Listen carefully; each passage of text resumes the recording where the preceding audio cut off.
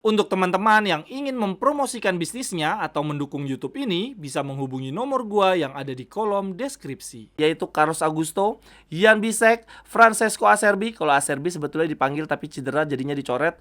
Lalu Mkhitaryan. Cuma 4 pemain ini nih yang mendapatkan istirahat penuh di jeda kompetisi. Selebihnya akan bertanding di Piala Eropa dan juga di Copa America. Semoga tidak ada yang cedera. Nyerewetan ceking kita, nyerewetin apa aja. Teman-teman yang sedang kalian saksikan saat ini adalah Cerewetin Intar. Apa kabar teman-teman semua? Semoga dalam keadaan sehat. Hari ini gue punya beberapa kabar menarik dari tim kesayangan kita teman-teman. Berita yang pertama, 13 pemain Inter akan ikut serta di Euro 2024, yaitu ada Tristan Aslani bersama Albania, lalu ada Jan Sommer bersama timnas Swiss, lalu ada Hakan Çalhanoğlu bersama Turki, lalu ada Marco Arnautovic bersama Austria. Kemudian berikutnya ada Marcus Thuram dan Benjamin Pavard di tim nasional Prancis, dan di tim nasional Italia ada Darmian, Davide Fratesi, Nicolo Barella, Di Marco dan juga Bastoni. Nah, untuk teman-teman di Euro 2024 nanti pada bela tim nasional mana? Tulis di kolom komentar ya teman-teman. Kalau gue sih dukungnya Italia. Lalu untuk Copa America ada 2 nama pemain Inter ya, yaitu Lautaro Martinez di Argentina dan Buchanan di Kanada. Akan tetapi sayangnya untuk Carlos Augusto teman-teman tidak dipanggil oleh tim nasional Brazil. Aduh sayang banget, padahal gue pengen dukung Brazil juga ya di Copa America. Karena gue ada kecenderungan malas bela tim nasional yang tidak ada pemain Internya. Dulu di Brazil kan ada Adriano, Maicon, ada Ronaldo Botak. Nah senang tuh gue bela Brazil. Begitu juga Argentina ya, ketika zaman-zamannya Milito nggak dipanggil, Cambiaso nggak dipanggil, Zanetti kalah saing di tim nasional Argentina. Nah itu gue malas juga tuh bela Argentina. Nah yang unik teman-teman dari perhelatan kompetisi tim nasional ya antar negara kali ini adalah tim nasional Prancis. Gue jarang banget belain tim nasional Prancis karena jarang pemain Inter ya berasal dari Prancis. Kayaknya terakhir siapa? Terakhir Djorkaeff doang kali ya seingat gue.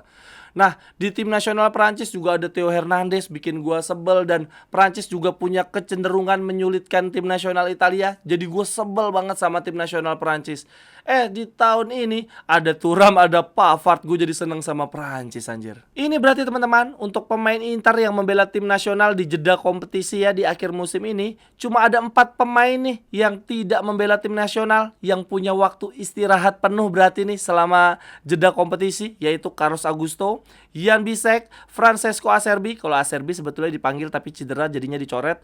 Lalu Mkhitaryan. Cuma 4 pemain ini nih yang mendapatkan istirahat penuh di jeda kompetisi. Selebihnya akan bertanding di Piala Eropa dan juga di Copa America. Semoga tidak ada yang cedera. Semoga ya bisa fit lah ya nanti kembali di pramusim. Dan terlebih lagi semoga ada yang juara. Kita butuh banget mendapatkan pemain yang punya mentalitas, punya pengalaman juara bersama tim nasional.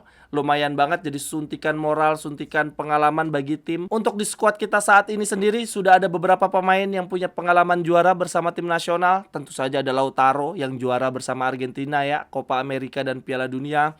Lalu ada dari tim nasional Italia juga, Barella dan Bastoni yang punya pengalaman juara Eropa. Sedikit banyak pengalaman juara mereka bersama tim nasional pasti berpengaruh. Lalu kemudian di musim ini kita punya tambahan pemain juara juga dalam diri Pavard yang pernah juara dunia bersama tim nasional Prancis. Semoga di perhelatan tahun ini ada pemain Inter juga ya yang mendapatkan juara, sehingga menjadi suntikan semangat tersendiri, suntikan kualitas dan pengalaman untuk musim depan. Lalu di weekend kemarin teman-teman ada beberapa pemain Inter yang berlaga di partai persahabatan ya bersama tim nasional Prancis. Aslani main 90 menit bersama tim nasional Albania, menang 3-1 atas Azerbaijan. Lalu kemudian untuk Arnautovic tidak bermain sama sekali bersama tim nasional Austria ya ketika bermain 1-1 melawan Swiss. Tetapi Jan Sommer lawannya Arnautovic bermain 90 menit. Kemudian Darmian main 90 menit juga bersama tim nasional Italia ketika menghadapi Bosnia Herzegovina. Davide Fratesi main 76 menit dan mencetak gol kemenangan bagi tim nasional Argentina. Ini gila sih, Fratesi tajam banget ya, bukan cuma tajam di Inter tapi juga tajam bersama tim nasional Italia. Fratesi ini adalah contoh nyata gelandang dengan finishing sekelas striker ya. Ini teman-teman kalau menurut data Opta di sini dikatakan sejak debutnya di tim nasional Italia 4 Juni 2022, Davide Fratesi adalah pemain yang mencetak gol paling banyak untuk seragam Azzurri, yaitu 5 gol dalam 15 penampilan. Teman-teman, Fratesi, gelandang cadangan kita, adalah top skor tim nasional Italia sejak 2022 semenjak dia debut. Ini gelandang rasa penyerang kita, beruntung banget punya dia ya untuk jadi rotasinya Barella. Lalu kemudian lanjut di pertandingan persahabatan weekend kemarin, Di Marco cuma main 24 menit, Bastoni tidak dimainkan dan Barella bahkan tidak masuk dalam skuad ya karena masih cedera. Kemudian dari tim nasional lainnya, Tajon Buchanan main 84 menit bersama tim nasional Kanada, bermain 0-0 melawan Prancis ya. Di Prancisnya itu ada Marcus Thuram main 74 menit, sedangkan Pavard tidak dimainkan. Lautaro Martinez menjadi pemain inti ya bersama tim nasional Argentina melawan Ekuador, tampil 56 menit tapi sayangnya dia tidak mencetak gol.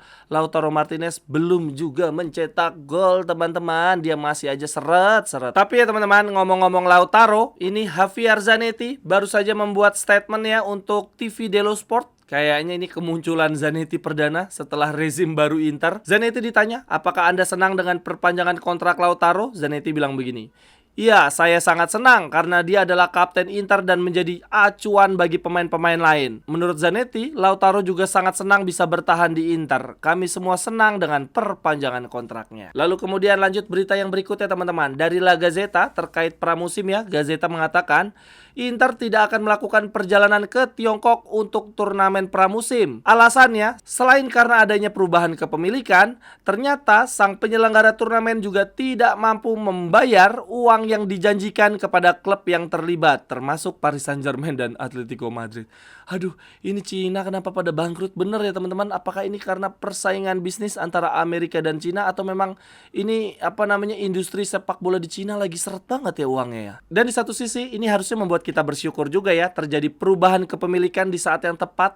Coba bayangin aja kalau kita ini masih sama Suning uangnya dikit, terus vendor yang mau meng-hire kita untuk turnamen pramusim yang udah menjanjikan uang, nggak jadi bayar karena nggak punya uang ya, kita nggak jadi dapat pemasukan dari turnamen pramusim. Waduh, makin nggak punya uang kita. Bayangin di pramusim ini duit kita udah dikit banget kan, juga nggak baik ya bagi kondisi moral para pemain. Lalu teman-teman, terkait Oktri, ini ada berita juga dari La Gazzetta. Gazzetta mengatakan Oktri memiliki rencana 3 tahun membuat Inter semakin sukses.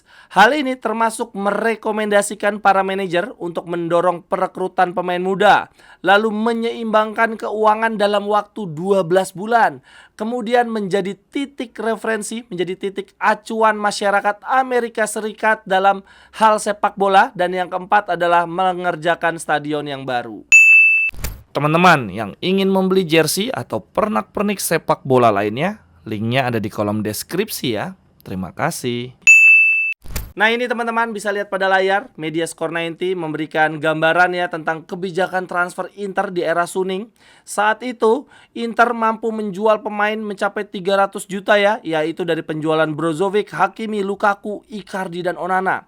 Nah dari 300 juta uang tersebut, Inter cuma membelanjakan 133 juta yang akhirnya membuahkan Scudetto ke-20 teman-teman. Nah gila ya teman-teman, kita dari uang penjualan 300 juta cuma pakai 133 juta tapi masih membuahkan Scudetto. Nah ini yang ingin digarisbawahi oleh Media Score 90 ya, bahwa ke depan Inter bisa mandiri, bahwa Oktri memang tidak suntik dana, tetapi kalau jual pemain 300 juta ya 300 jutanya itu bisa dipakai untuk melakukan pembelian pemain. Tidak perlu uangnya digunakan untuk subsidi silang membayar utang dari perusahaan pemilik. Lalu kemudian terkait keuangan teman-teman, ini ada berita dari media Calcio Finanza. Di sini dikatakan bahwa kerjasama sponsor Inter dengan Betson Sports yang akan menjadi sponsor jersey musim depan sudah dimulai. Betson telah membayar uang muka kepada Inter sebesar 14 juta untuk kemitraan yang baru akan dimulai di musim 2024-2025. Total kerjasama ini akan menghasilkan uang 30 juta per tahun. Wah, ini gerak cepat banget Betson. Sepertinya tidak ingin membuat Inter trauma dari Digital Beats ya. Menjanjikan 30 juta selama 3 tahun. Tidak dibayar sama sekali di tahun pertama. Nah ini Betson, musim belum dimulai langsung DP, langsung uang muka nyaris setengah harga 14 juta. Lalu kemudian yang berikutnya masih terkait keuangan Inter. La Gazzetta mengatakan tiket musiman Inter secara resmi telah terjual habis, sold out. Meskipun ada kenaikan harga sekitar 12-23%. Tiket terjual jauh lebih cepat dibandingkan musim sebelumnya yang bahkan ini sangat mengejutkan manajemen. Wah teman-teman, Sama aja kayak tim nasional ya, mentang-mentang lagi berprestasi, harga melonjak tapi tetap ludes. Wah, emang salut banget untuk supporter Inter yang selalu mendukung di stadion ya, kapasitas nyaris penuh terus. Lalu kemudian berita yang terakhir untuk cerewetin Inter hari ini teman-teman, yaitu terkait followers sosial media klub-klub sepak bola dunia. Dunia loh ya, ukurannya ini bukan cuman Eropa doang dan bukan 5 liga besar Eropa aja, tapi dunia. Inter berada di peringkat 13 sebagai klub sepak bola dengan followers terbanyak di dunia. Lalu kemudian untuk ukuran Serie A, di atasnya Inter ada Milan 68 juta, selisihnya dikit doang nih dari Inter. Inter total followersnya adalah 61 juta. Nah, itu tadi adalah total followers dari gabungan 3 sosial media ya, Instagram, Facebook, dan TikTok. Lalu kemudian dari data ini teman-teman bisa dilihat juga pertumbuhan followers untuk di musim ini ya, di musim 2023-2024. Ternyata Juventus dengan prestasi yang kacrut aja, followersnya di musim ini nambah 11 juta teman-teman, sangat banyak. Dan bahkan untuk Milan yang tidak punya prestasi sama sekali di musim ini. Jadi kalau kita lihat Juventus prestasinya kacrut, itu Milan bahkan kacrut pun belum ya, karena tidak berprestasi sama sekali. Tetapi pertumbuhan followersnya mencapai 7,6 juta. Sedangkan Inter yang prestasinya bagus, Scudetto musim lalu masuk final ya, yang seharusnya pertumbuhannya naik terus, ini followersnya di musim ini cuma nambah 7,2 juta teman-teman. Di bawahnya Milan, di bawahnya Juventus. Kok bisa gitu ya? Berarti ini adalah PR, ini adalah pekerjaan rumah, ini adalah tugas yang sangat berat untuk CEO bagian corporate kita ya, Antonello. Jangan sampai prestasi yang sudah sangat amat baik dibuat oleh Marotta di atas lapangan tidak bisa dikonversi menjadi branding yang bagus oleh Antonello. Ya oke lah, kalau dari total followers kita masih kalah dari Juve dan Milan, ya tapi masa iya untuk total pertumbuhan di musim ini kita juga kalah dari Juve dan Milan ya. Padahal dari sisi prestasi kita jauh lebih bagus, dari sisi value pemain pun kita sangat amat meningkat dibandingkan Juve dan Milan, tapi konversi ke branding, ke sosial medianya ya, ke digital marketingnya kalah jauh. Ini bisa-bisa Antonello harus di review nih, dievaluasi kerjanya. Sekian dulu untuk cerewetin Inter hari ini teman-teman. Silahkan tuliskan pendapat teman-teman di kolom komentar. Sampai ketemu di cerewetan-cerewetan berikutnya. Bye-bye. Cerewetan ceking kita, nyerewetin apa aja.